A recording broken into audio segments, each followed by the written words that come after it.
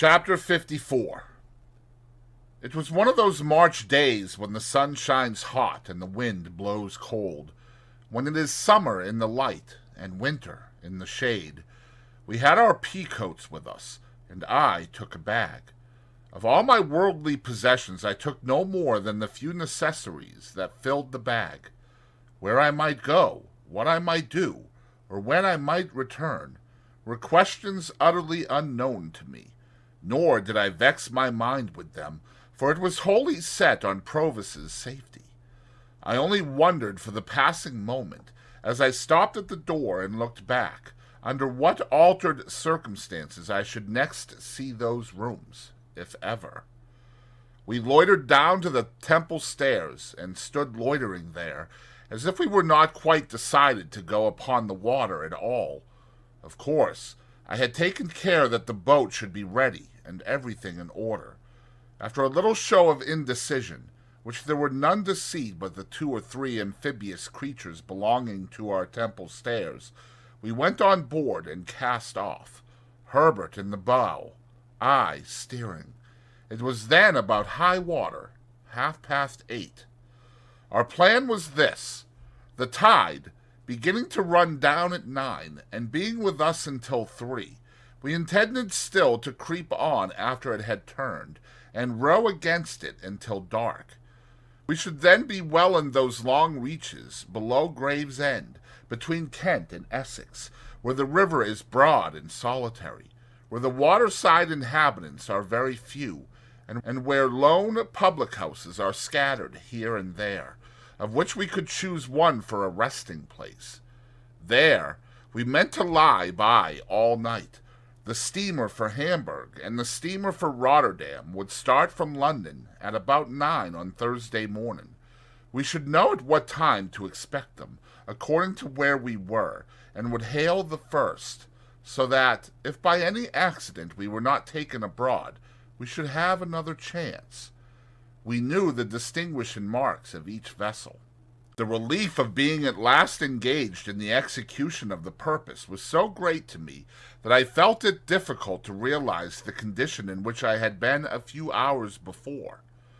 The crisp air, the sunlight, the movement on the river, and the moving river itself, the road that ran with us, seeming to sympathize with us, animate us, and encourage us on, freshened me with new hope. I felt mortified to be of so little use in the boat, but there were few better oarsmen than my 2 friends, and they rowed with a steady stroke that was to last all day. At that time, the steam traffic on the Thames was far below its present extent, and watermen's boats were far more numerous. Of barges, sailing colliers, and coasting traders, there were perhaps as many as now, but of steamships, great and small, not a tithe or a 20th part so many. Early as it was, there were plenty of scullers going here and there that morning, and plenty of barges dropping down with the tide.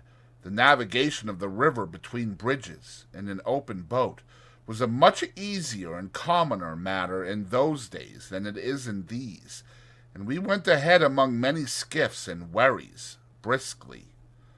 Old London Bridge was soon passed, and old Billingsgate Market with its oyster boats and Dutchmen, and the White Tower and Trader's Gate, and we were in among the tiers of shopping.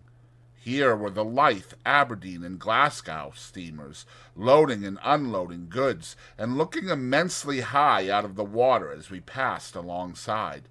Here were colliers by the score and score, with the coal-whippers plunging off stages on deck as counterweights to measures of coal swinging up, which were then rattled over the side into barges. Here, at her moorings, was tomorrow's steamer for Rotterdam, of which we took good notice, and here tomorrow's for Hamburg, under whose bowsprit we crossed, and now I, sitting in the stern, could see, with a faster beating heart, Mill Pond Bank and Mill Pond Stairs.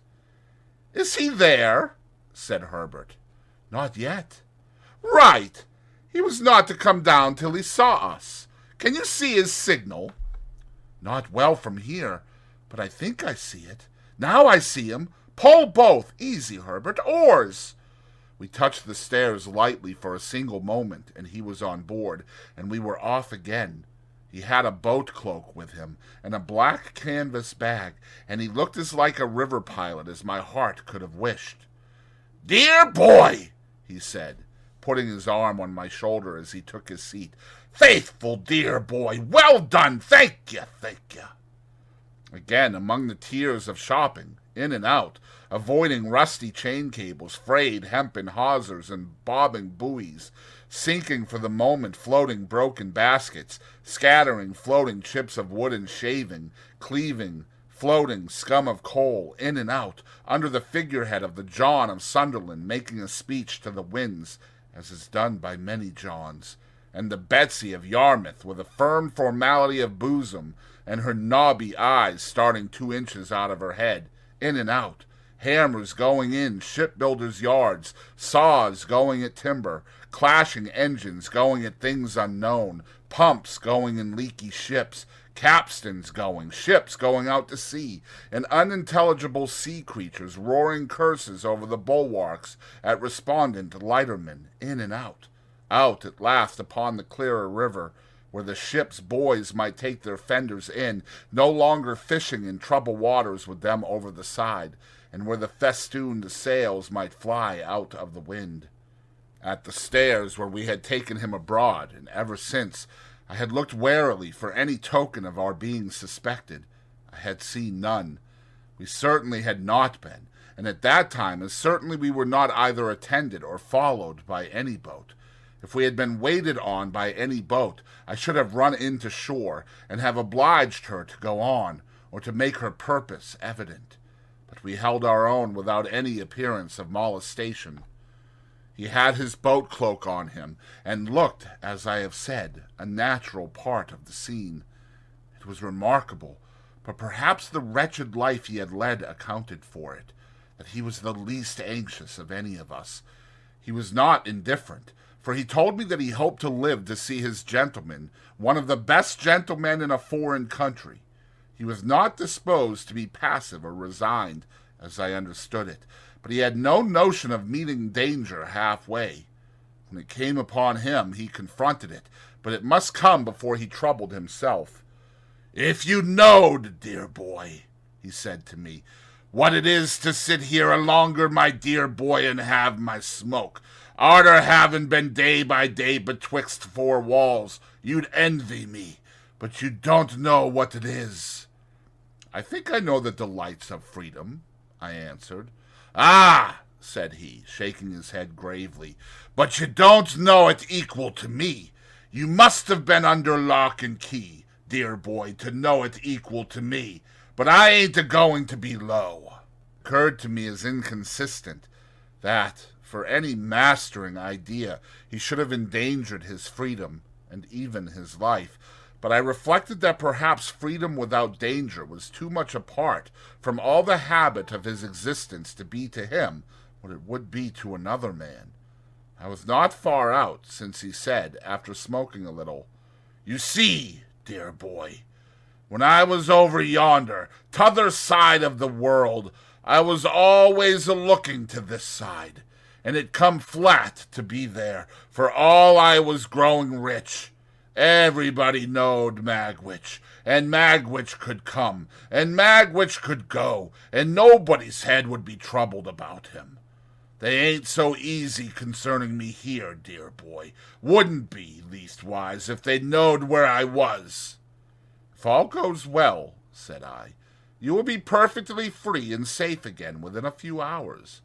"Well," he returned, drawing a long breath, "I hope so." "And think so?" He dipped his hand in the water over the boat's gunwale, and said, smiling with that softened air upon him which was not new to me, "Aye, I suppose I think so, dear boy. We'd be puzzled to be more quiet and easy-going than we are at present, but it's a-flowing so soft and pleasant through the water, perhaps, as makes me think of it. I was a-thinking through my smoke just then, that we can no more see to the bottom of the next few hours than we can see to the bottom of this river what I catches hold of.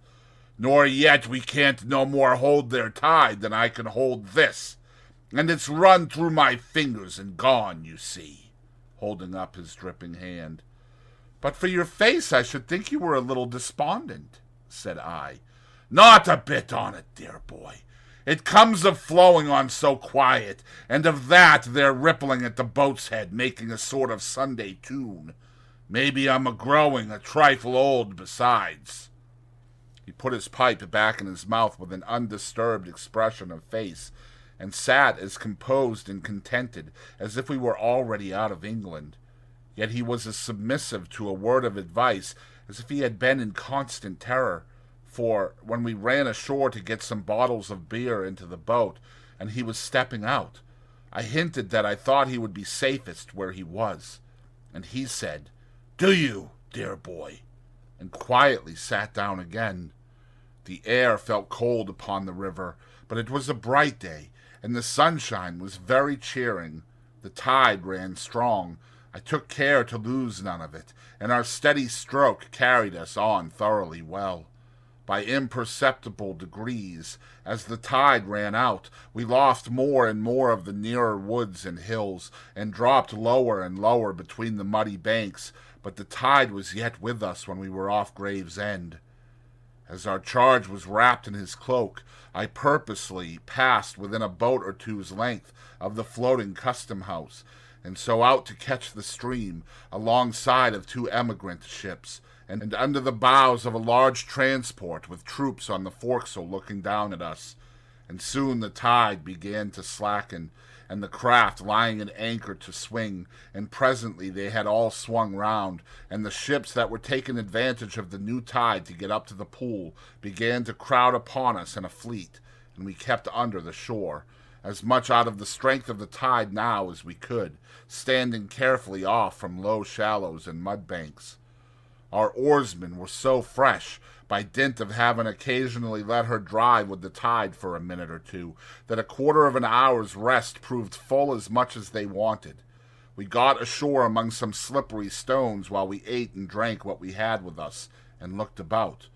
It was like my own marsh country, flat and monotonous, and with a dim horizon, while the winding river turned and turned, and the great floating buoys upon it turned and turned, and everything else seemed stranded and still. For now the last of the fleet of ships was round the last low point we had headed, and the last green barge, straw-laden, with a brown sail, had followed, and some ballast lighters, shaped like a child's first rude imitation of a boat, lay low in the mud, and a little squat shoal lighthouse on open piles stood crippled in the mud on stilts and crutches, and slimy stakes stuck out of the mud, and slimy stones stuck out of the mud, and red landmarks and tide marks stuck out of the mud, and an old landing stage and an old roofless building slipped into the mud, and all about us was stagnation and mud. We pushed off again, and made what way we could.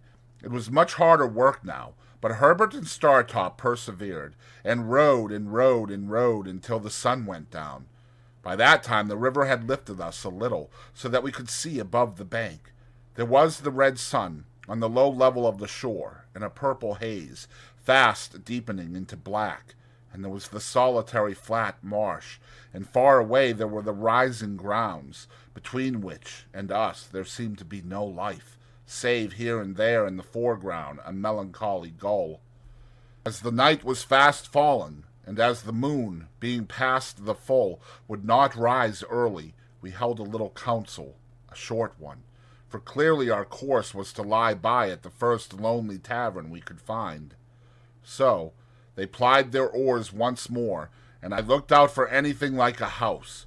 Thus we held on, speaking little, for 4 or 5 dull miles. It was very cold, and a collier coming by us, with her galley fire smoking and flaring, looked like a comfortable home. The night was as dark by this time as it would be until morning, and what light we had seemed to come more from the river than the sky, as the oars in their dipping struck at a few reflected stars. At this dismal time we were evidently all possessed by the idea that we were followed. As the tide made, it flapped heavily at irregular intervals against the shore, and whenever such a sound came, one or other of us was sure to start and look in that direction. Here and there, the set of the current had worn down the bank into a little creek, and we were all suspicious of such places, and eyed them nervously. Sometimes, "What was that ripple?" one of us would say in a low voice, or another, "Is that a boat yonder?" And afterwards we would fall into a dead silence, and I would sit impatiently thinking with what an unusual amount of noise the oars worked in the thowels. At length we descried a light and a roof, and presently afterwards ran alongside a little causeway made of stones that had been picked up hard by. Leaving the rest in the boat, I stepped ashore, and found the light to be in a window of a public house. It was a dirty place enough, and I dare say not unknown to smuggling adventurers, but there was a good fire in the kitchen, and there were eggs and bacon to eat, and various liquors to drink. Also, there were 2 double-bedded rooms. Such as they were, the landlord said. No other company was in the house than the landlord, his wife, and a grizzled male creature, the Jack of the little causeway, who was as slimy and smeary as if he had been low water Mark II. With this assistant I went down to the boat again, and we all came ashore and brought out the oars and rudder and boat-hook and all else, and hauled her up for the night. We made a very good meal by the kitchen fire, and then apportioned the bedrooms. Herbert and Startop were to occupy one, I and our charge the other. We found the air as carefully excluded from both, as if air were fatal to life, and there were more dirty clothes and bandboxes under the beds than I should have thought the family possessed. But we considered ourselves well off, notwithstanding, for a more solitary place we could not have found. While we were comforting ourselves by the fire after our meal, the Jack, who was sitting in a corner, and who had a bloated pair of shoes on, which he had exhibited while we were eating our eggs and bacon, as interesting relics that he had taken a few days ago from the feet of a drowned seaman washed ashore, asked me if we had seen a 4-oared galley going up with the tide. When I told him no, he said she must have gone down then, and yet she took up too when she left there. "They must have thought better on't for some reason or another," said the Jack, "and gone down." "A 4-oared galley, did you say?" said I. "A 4," said the Jack, "and 2 sitters." "Did they come ashore here?" "They put in with a stone 2-gallon jar for some beer. I'd have been glad to pison the beer myself," said the Jack, "or put some rattling physic in it." "Why?" "I know why," said the Jack.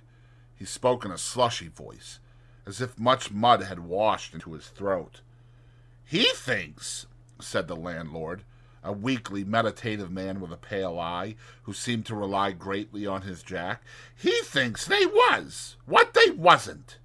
"I knows what I thinks," observed the Jack. "You thinks custom us, Jack," said the landlord.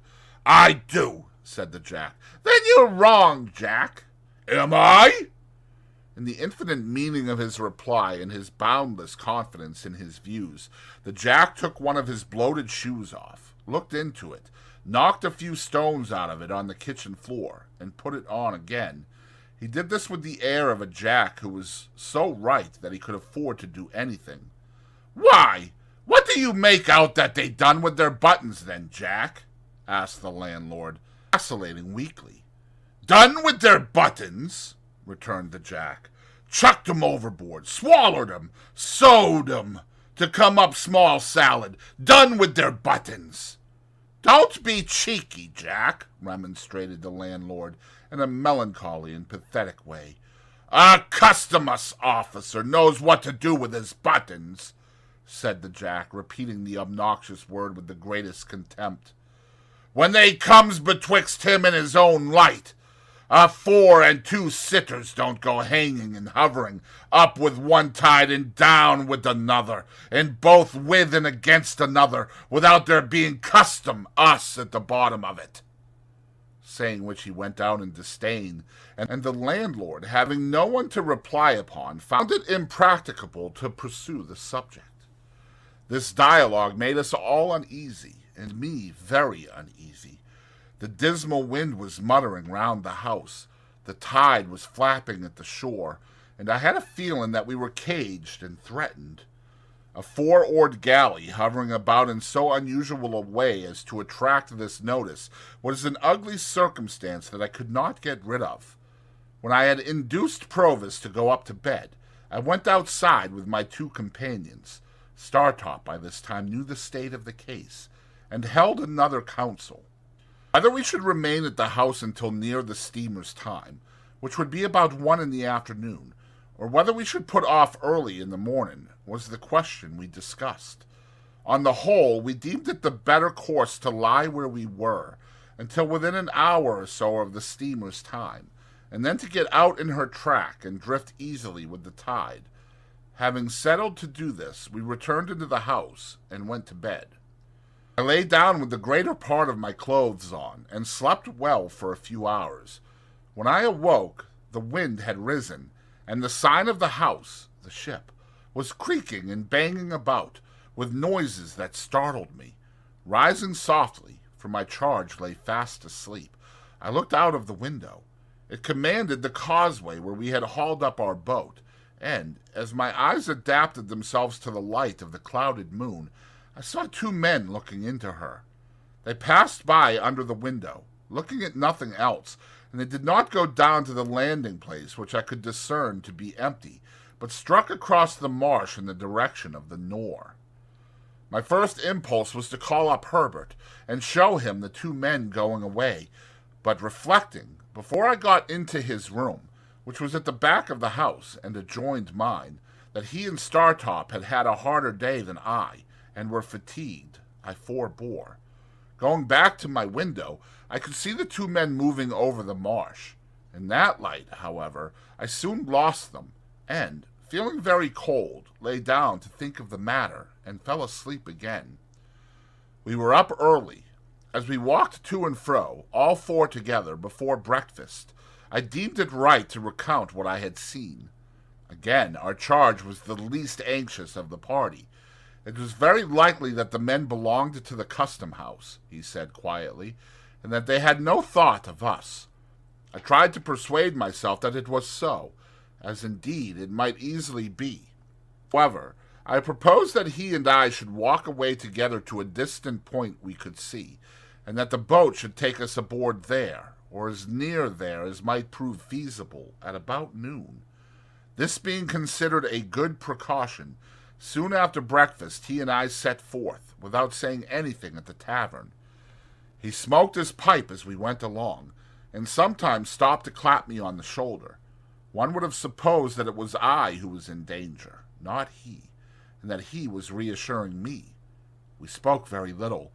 As we approached the point, I begged him to remain in a sheltered place, while I went on to reconnoiter, for it was towards it that the men had passed in the night. He complied, and I went on alone. There was no boat off the point, nor any boat drawn up anywhere near it, nor were there any signs of the men having embarked there. But, to be sure, the tide was high, and there might have been some footprints under water. When he looked out from his shelter in the distance and saw that I waved my hat to him to come up, he rejoined me, and there we waited, sometimes lying on the bank, wrapped in our coats, and sometimes moving about to warm ourselves, until we saw our boat coming round. We got aboard easily, and rowed out into the track of the steamer. By that time it wanted but 10 minutes of 1 o'clock, and we began to look out for her smoke. But it was 1:30 before we saw her smoke, and soon afterwards we saw behind it the smoke of another steamer. As they were coming on at full speed, we got the 2 bags ready, and took that opportunity of saying goodbye to Herbert and Startop. We had all shaken hands cordially, and neither Herbert's eyes nor mine were quite dry. when I saw a four-oared galley shoot out from under the bank but a little way ahead of us, and row out into the same track. A stretch of shore had been as yet between us and the steamer's smoke, by reason of the bend and wind of the river, but now she was visible, coming head on. I called to Herbert and Startop to keep before the tide, that she might see us lying by for her, and I adjured Provis to sit quite still, wrapped in his cloak. He answered cheerily, "Trust to me, dear boy," and sat like a statue. Meantime the galley, which was very skillfully handled, had crossed us, let us come up with her, and falling alongside, leaving just room enough for the play of the oars, she kept alongside, drifting when we drifted, and pulling a stroke or two when we pulled.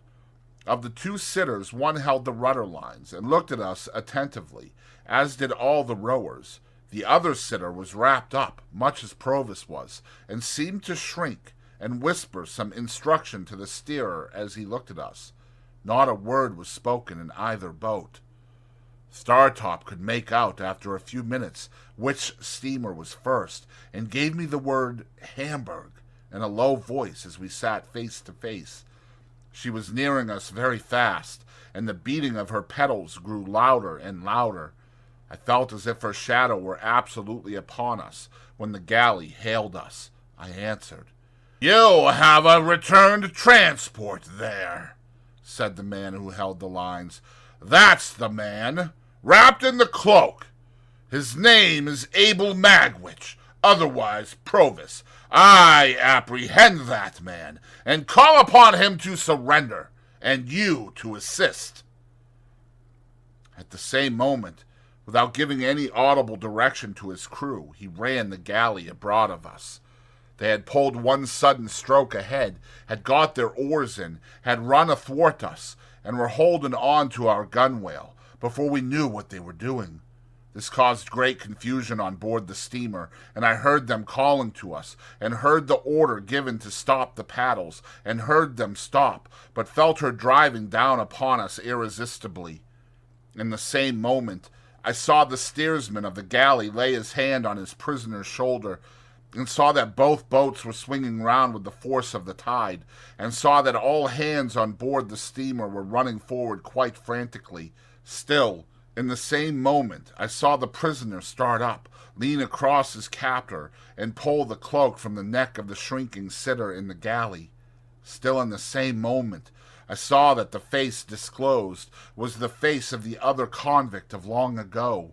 Still, in the same moment, I saw the face tilt backward with a white terror on it that I shall never forget, and heard a great cry on board the steamer, and a loud splash in the water, and felt the boat sink from under me. It was but for an instant that I seemed to struggle with 1,000 mill wares, and 1,000 flashes of light. That instant past, I was taken on board the galley. Herbert was there, and Startop was there, but our boat was gone, and the two convicts were gone. What with the cries aboard the steamer, and the furious blowing off of her steam, and her driving on, and our driving on, I could not at first distinguish sky from water, or shore from shore, but the crew of the galley righted her with great speed, and, pulling certain swift, strong strokes ahead, lay upon their oars, every man looking silently and eagerly at the water astern. Presently a dark object was seen in it, bearing towards us on the tide. No man spoke, but the steersman held up his hand, and all softly backed water, and kept the boat straight and true before it. As it came nearer, I saw it to be Magwitch, swimming, but not swimming freely. He was taken on board, and instantly manacled at the wrists and ankles. Galley was kept steady, and the silent, eager lookout at the water was resumed. But the Rotterdam steamer now came up, and apparently not understanding what had happened, came on at speed. By the time she had been hailed and stopped, both steamers were drifting away from us, and we were rising and falling in a troubled wake of water. The lookout was kept. Long after all was still again and the two steamers were gone, but everybody knew that it was hopeless now. At length we gave it up, and pulled under the shore towards the tavern we had lately left, where we were received with no little surprise. Here I was able to get some comforts for Magwitch, Provis no longer, who had received some very severe injury in the chest and a deep cut in the head. He told me that he believed himself to have gone under the keel of the steamer and to have been struck on the head in rising. The injury to his chest, which rendered his breathing extremely painful, he thought he had received against the side of the galley. He added that he did not pretend to say what he might or might not have done to Compeyson, but that, in the moment of his laying his hand on his cloak to identify him, that villain had staggered up and staggered back, and they had both gone overboard together, when the sudden wrenching of him, Magwitch, out of our boat, and the endeavor of his captor to keep him in it, had capsized us. He told me in a whisper that they had gone down fiercely locked in each other's arms, and that there had been a struggle under water, and that he had disengaged himself, struck out, and swum away. I never had any reason to doubt the exact truth of what he thus told me. The officer who steered the galley gave the same account of their going overboard. When I asked this officer's permission to change the prisoner's wet clothes by purchasing any spare garments I could get at the public house, he gave it readily, merely observing that he must take charge of everything his prisoner had about him. So the pocketbook, which had once been in my hands, passed into the officer's. He further gave me leave to accompany the prisoner to London, but declined to accord that grace to my two friends. The Jack at the ship was instructed where the drowned man had gone down, and undertook to search for the body in the places where it was likeliest to come ashore. His interest in its recovery seemed to me to be much heightened when he heard that it had stockings on. Probably it took about a dozen drowned men to fit him out completely, and that may have been the reason why the different articles of his dress were in various stages of decay. We remained at the public house until the tide turned, and then Magwitch was carried down to the galley and put on board.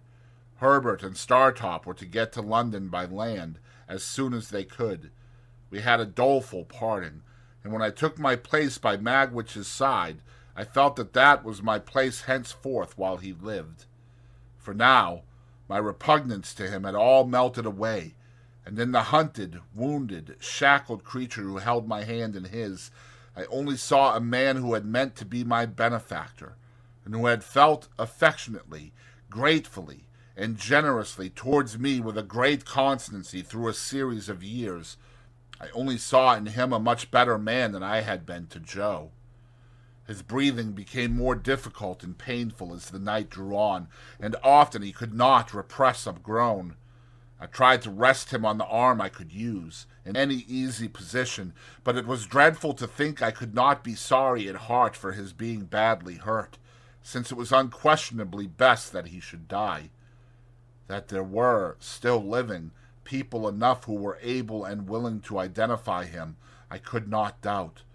That he would be leniently treated, I could not hope. He who had been presented in the worst light at his trial, who had since broken prison and had been tried again, who had returned from transportation under a life sentence, and who had occasioned the death of the man who was the cause of his arrest. As we returned towards the setting sun, we had yesterday left behind us, and as the stream of our hopes seemed all running back, I told him how grieved I was to think that he had come home for my sake. "Dear boy," he answered, "I'm quite content to take my chance. I've seen my boy, and he can be a gentleman without me." No. I had thought about that, while he had been there, side by side. No, apart from any inclinations of my own, I understood Wemmick's hint now. I foresaw that, being convicted, his possessions would be forfeited to the crown. "Look'ee here, dear boy," said he, "it's best as a gentleman should not be knowed to belong to me now. Only come to see me as if you come by chance alonger Wemmick. Sit where I can see you when I am swore to, for the last of many times, and I don't ask no more." "I will never stir from your side," said I, "when I am suffered to be near you. Please God, I will be as true to you as you have been to me." I felt his hand tremble as it held mine, and he turned his face away as he lay in the bottom of the boat, and I heard that old sound in his throat, softened now, like all the rest of him. It was a good thing that he had touched this point, for it put into my mind what I might not otherwise have thought of until too late, that he need never know how his hopes of enriching me had perished.